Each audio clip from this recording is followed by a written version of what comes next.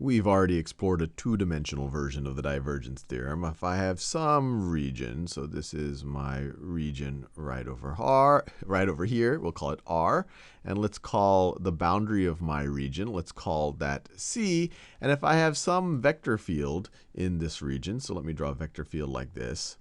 If I draw a vector field just like that, our two-dimensional divergence theorem, which we really derived from Green's theorem, told us that the flux across our boundary of this region, so let me write that out, the flux across the boundary. So the flux is essentially going to be the vector field. It's going to be our vector field F dotted with the normal outward-facing vector.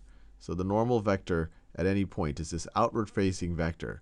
So our vector field dotted with the normal facing vector at our boundary times our little chunk of the boundary times our little chunk of the boundary. If we were to sum them all up over the entire boundary, if we were to sum them up, let me write that a little bit neater. If we were to sum them all up over the entire boundary, that's the same thing as summing up over the entire region. So let's sum up over the entire region. So summing up over this entire region, each little chunk of area, dA, we could call that dx, dy if we wanted to, if we're dealing in the xy domain right over here. But each little chunk of area times the divergence of F, which is really saying how much of that is that vector field pulling apart. So it's times the divergence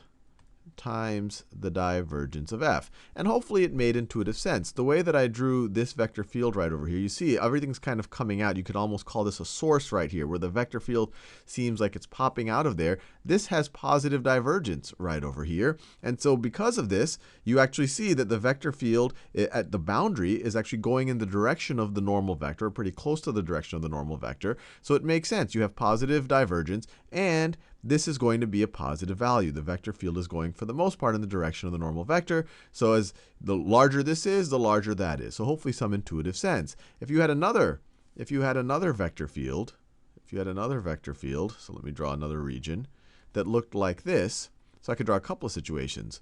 So one where there's very limited divergence, maybe it's just a constant vector. The vector field doesn't really change as you go in any given direction. Over here, you'll get positive fluxes. I don't know what the plural of flux is. You'll get positive fluxes because the vector field seems to be going in roughly the same direction as our normal vector. But here you'll get a negative flux. So stuff is coming in here. If you imagine your vector field is essentially some type of mass density times volume, and we've thought about that before. This is showing how much stuff is coming in, and then stuff is coming out. So your net flux will be close to 0. Stuff is coming in and stuff is coming out. Here you're just saying, hey, stuff is constantly coming out of this surface. So hopefully this gives you a sense that here you have very low divergence and you would have a low flux, total aggregate flux going through your boundary. Here you have a high divergence and you would have a high aggregate flux. I could draw another situation. So this is my region R. And let's say that we have negative divergence, or we could even call it convergence. Convergence isn't an actual technical term, but you can imagine if the vector field is converging within R, well, the divergence is going to be negative in this situation. It's actually converging, which is the opposite of diverging. So the divergence is negative in this situation. And also, the flux across the boundary is going to be negative because, as we see here, the way I drew it, across most of this boundary, the vector field is going in the opposite direction. It's going in the opposite direction as our normal vector at any point. So hopefully this gives you a sense of why there's this connection between the divergence over the region and the flux across the boundary. Well, now we're just going to extend this to 3 dimensions, and it's the exact same reasoning. If we have and I'll define it a little bit more precisely in future videos, a simple solid region. So let me just draw it, and I'm going to try to draw it in 3 dimensions. So let's say it looks something like that. And one way to think about it is this is going to be a region that doesn't bend back on itself. And if you have a region that bends back on itself, well, we'll think about it in multiple ways, but out of all of the volumes of 3 dimensions that you can imagine, these are the ones that don't bend back on themselves. And there are some that you might not be able to imagine that would also not make the case. But even if you had ones that bended back or that bent back on themselves, you could separate them out into other ones that don't. So here's just a simple solid region over here. I'll make it look three-dimensional. So maybe if it was transparent, you would see it like that, and then you see the front of it like that. So it's this kind of elliptical, circular, blob-looking thing. So that could be the back of it. And then if you go to the front, it could look something like that. So this is our simple solid region. I'll call it R still, but we're dealing with a three-dimensional.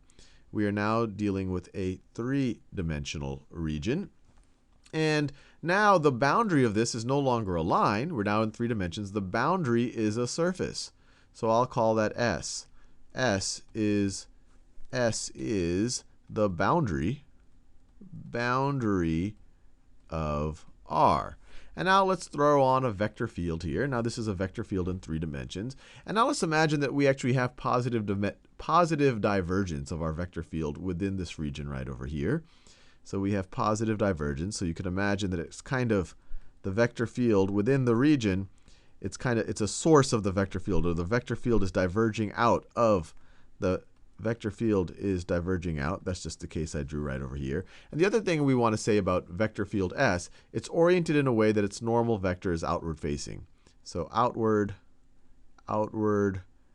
normal vector. So it's oriented so that the normal vector is like that. The other option is that you have an inward facing normal vector, but we're assuming it's an outward facing n. Well, then we just extrapolate this to 3 dimensions. We essentially say the flux across the surface. So the flux across the surface, you would take your vector field, dot it with the normal vector at the surface, and then multiply that times a little chunk of surface. So multiply that times a little chunk of surface, and then sum it up along the whole surface. So sum it up. So it's going to be a surface integral. So this is flux across the surface. Flux across the surface is going to be equal to, if we were to sum up the divergence of f, if we were to sum up across the whole volume. So now if we're summing up things on every little chunk of volume over here in 3 dimensions, we're going to have to take integrals along each dimension. So it's going to be a triple integral. So it's going to be a triple integral over the region of the divergence of f. So we're going to say how much is f, what is the divergence at f at each point, and then multiply it times the volume of that little chunk, and multiply it times the volume of that chunk, to sense of how much is it totally diverging in that volume. And then you sum it up. That should be equal to the flux. So it's completely analogous to what here. Here we had a flux across the line. We had essentially a 2-dimensional, or I guess we could say it's a 1-dimensional boundary. So flux across the curve. And here we have the flux across the surface. Here we were summing the divergence in the region. Here we're summing it in the volume. But it's the exact same logic. If you had a vector field like this that was fairly constant going through the surface, on one side you would have a negative flux. On the other side you would have a positive flux, and they would roughly cancel out. And that makes sense because there would be no diverging going on. If you had a converging vector field where it's coming in, the flux would be negative because it's going in the opposite direction of the normal vector. And so the divergence would be negative as well, because essentially the vector field would be converging.